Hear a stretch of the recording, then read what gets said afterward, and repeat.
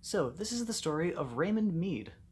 Raymond Mead lives in a town of 3 million people.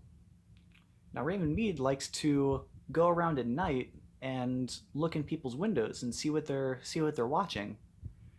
So, one night he's creeping around and he's looking through this one window and this family is watching a crime drama like Criminal Minds.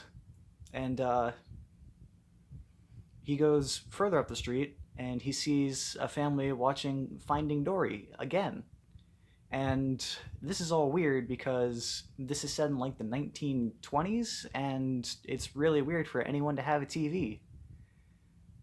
But he continues on and he approaches an intersection and he can go, any of the four cardinal directions north, east, south, west.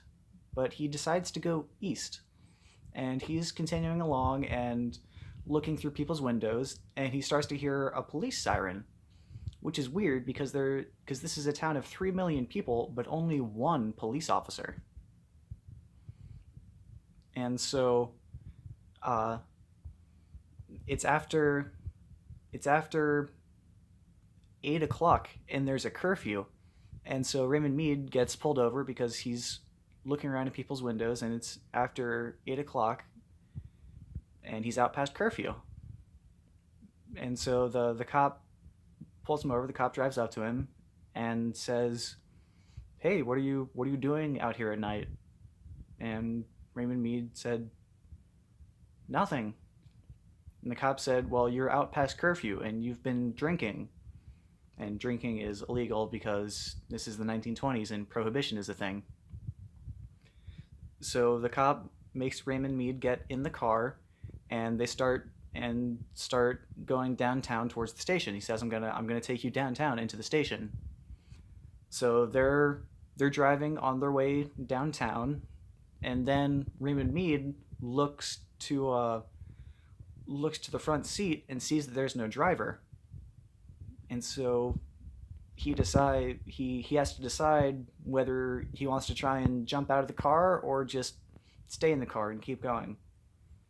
But he decides to stay in the car and just see what happens. So eventually they get to the station and Raymond Mead gets out and goes into the station. And inside there's a woman and she says, "Are you Raymond Mead?" And he replies, "Yes." And she says, "Follow me." And she leads him to this room. It's a padded room with four white padded walls, but the ceiling appears to be just pitch black.